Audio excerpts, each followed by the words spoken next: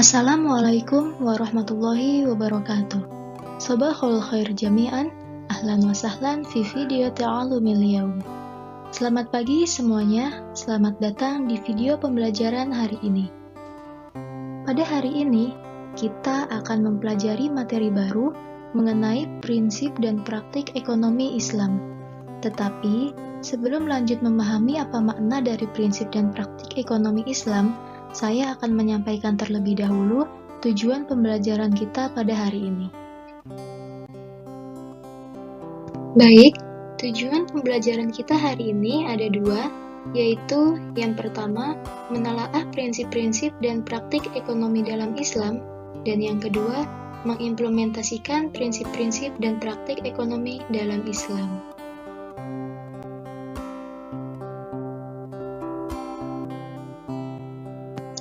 Adapun outline pembahasan kita pada hari ini yaitu makna muamalah, hal-hal yang dilarang dalam muamalah, dan yang terakhir macam-macam muamalah.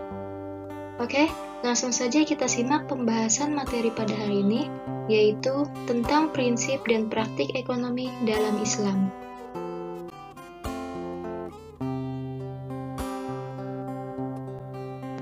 Apa yang dimaksud dengan muamalah? Secara singkat, muamalah bisa diartikan sebagai urusan kemasyarakatan atau bisa pula diartikan dengan tukar-menukar barang. Sedangkan muamalah dalam ilmu ekonomi memiliki makna hukum yang berkaitan dengan harta, hak milik, perjanjian, jual beli, utang piutang, sewa menyewa, pinjam meminjam, dan sebagainya. Di sisi lain, muamalah juga diartikan sebagai hukum yang mengatur keuangan serta segala hal yang merupakan hubungan manusia, baik secara individu maupun masyarakat. Nah, tujuan dari muamalah ini adalah agar tercapainya suatu kehidupan yang tentram, damai, bahagia, dan sejahtera.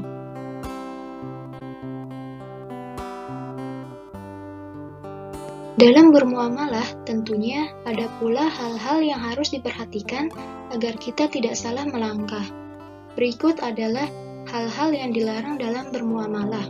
Yang pertama, tidak boleh menggunakan cara-cara yang batil. Yang kedua, dilarang mempermainkan takaran, timbangan, kualitas, atau kehalalan produk. Yang ketiga, dilarang riba. Yang keempat, tidak boleh dengan cara-cara spekulasi atau berjudi. Yang kelima, dilarang berbuat zolim. Dan yang terakhir, dilarang melakukan transaksi dengan barang haram.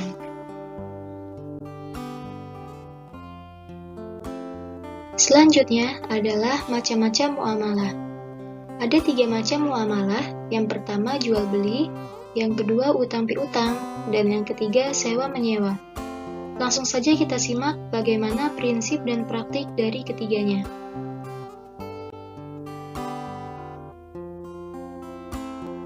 Yang pertama adalah jual beli.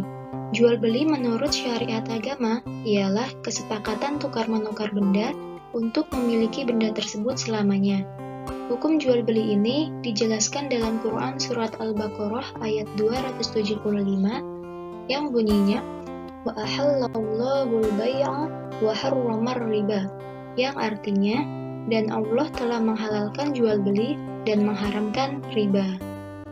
Karena itu, dalam hukum transaksi jual beli pun ada syarat-syaratnya. Kita tidak boleh melakukan sembarangan apa yang kita mau. Apa saja syarat-syaratnya? Next, kita bakal tahu nih. So, jangan di-skip ya.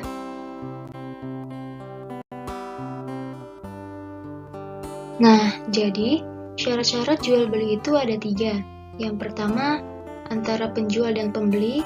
Yang kedua, uang dan barang. Dan yang ketiga, ijab qabul. Yang pertama, yaitu syarat antara penjual dan pembeli. Jadi, maksudnya itu, di antara keduanya, baik si penjual maupun pembeli, disyaratkan yang berakal sehat, balik, dan atas kehendak sendiri. Mengapa begitu? Karena dalam proses jual beli diharuskan adanya ijab qabul, artinya adanya serah terima yang disetujui antara penjual dan pembeli. Kalau salah satu dari penjual atau pembeli tidak memenuhi syarat tersebut, maka transaksi jual beli tersebut batal.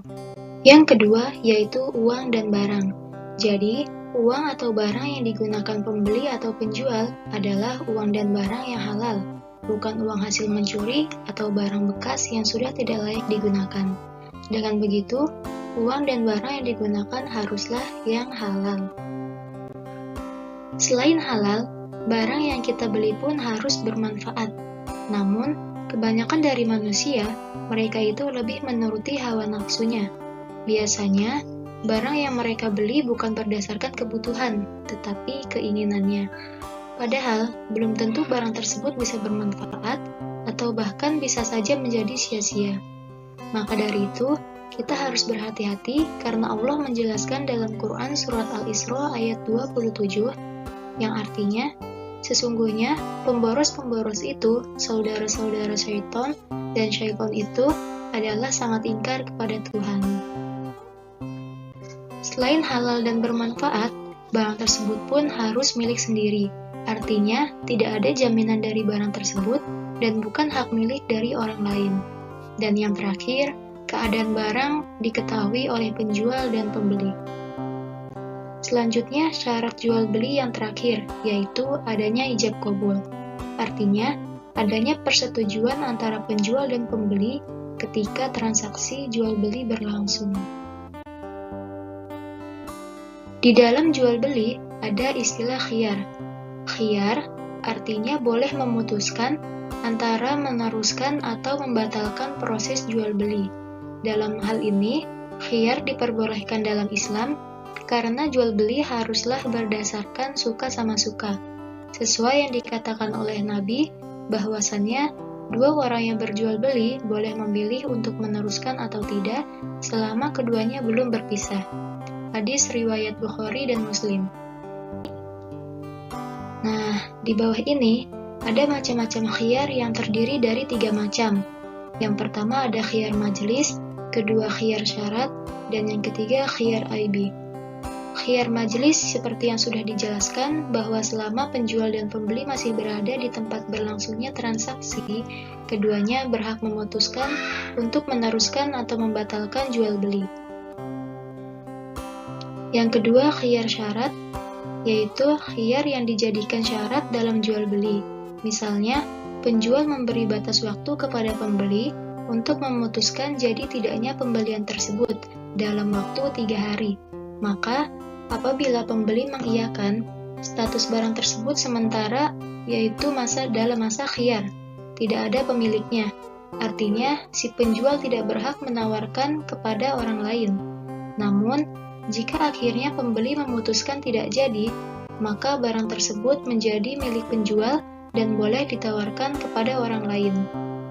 Rasulullah SAW bersabda kepada seorang lelaki, "Engkau boleh khiyar pada segala barang yang engkau beli selama 3 hari 3 malam." Hadis riwayat Baihaqi dan Ibnu Majah. Dan yang ketiga yaitu khiyar aibi. Jadi, khiyar aibi ini yaitu pembeli boleh mengembalikan barang yang dibelinya ketika diketahui ada kecacatan sehingga mengurangi kualitas atau nilai barang tersebut. Istilah lain yang terdapat dalam jual beli adalah riba. Sebagaimana yang kita tahu bahwasannya riba adalah bunga uang atau nilai lebih atas penukaran barang. Rasulullah SAW pernah bersabda bahwasannya Rasul mengutuk orang yang mengambil riba, orang yang mewakilkan, orang yang mencatat, dan orang yang menyaksikan. Hadis riwayat Muslim. Mengapa demikian?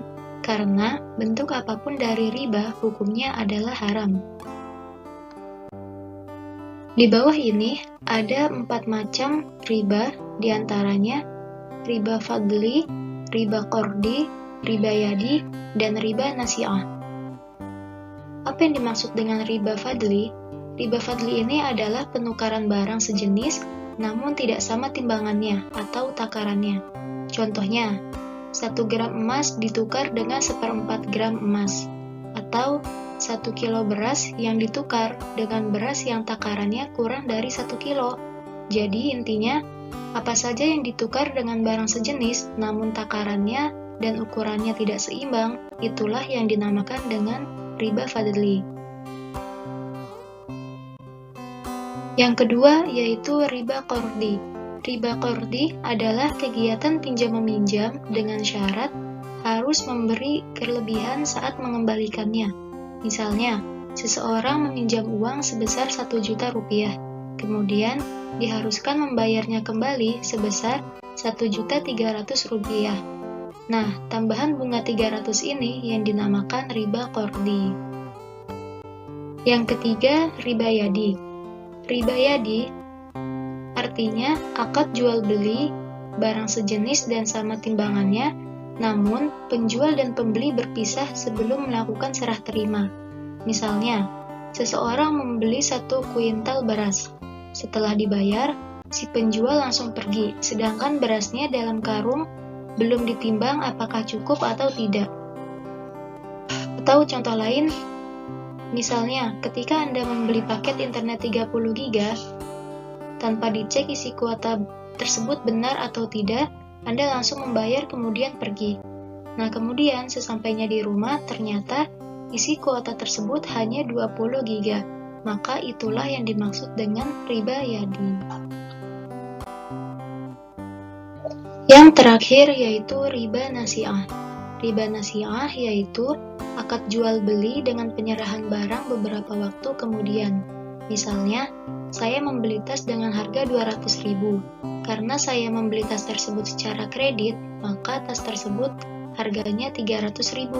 200.000-nya harga tas dan 100.000-nya sebagai imbalan untuk si penjual karena telah memberikan kesempatan berhutang kepada saya. Nah, uang 100.000 sebagai imbalan itulah yang dinamakan dengan riba nasi'ah.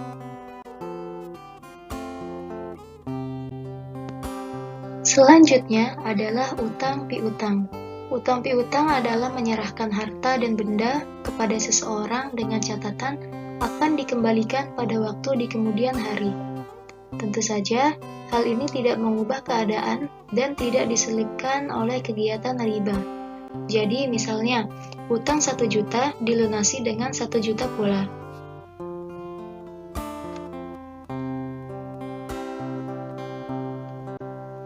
Tetapi, jika orang yang berhutang tidak dapat melunasinya dalam tenggat waktu yang telah ditentukan karena kesulitan untuk membayar, maka Islam memberikan kelonggaran. Kalian bisa cek Al-Qurannya masing-masing, yaitu Quran Surat Al-Baqarah ayat 280, yang artinya, dan jika orang berhutang itu dalam kesulitan, maka berilah tenggat waktu sampai dia memperoleh kelapangan. Dan jika kamu menyedekahkannya itu, maka lebih baik bagimu jika kamu mengetahui. Di bawah ini ada rukun-rukun utang piutang, artinya utang piutang menjadi sah apabila ada yang berpiutang dan berutang, ada harta atau barangnya, dan yang terakhir adanya kesepakatan. Dan pembahasan terakhir adalah sewa-menyewa. Sewa-menyewa dalam fikih Islam disebut dengan ijarah, artinya imbalan yang harus diterima oleh seseorang atas jasa yang diberikannya. Jasa di sini berupa penyediaan tenaga dan pikiran, tempat tinggal, atau hewan. Dasar hukum ijarah ini dalam Al-Quran ada di dalam Quran Surat Al-Baqarah ayat 233 dan Quran Surat At-Tolaq ayat 6.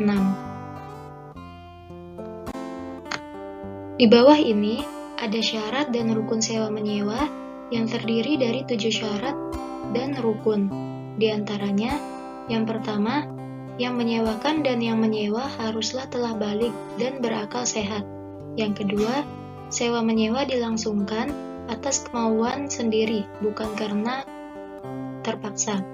Yang ketiga, barang tersebut menjadi hak sepenuhnya orang yang menyewakan atau walinya.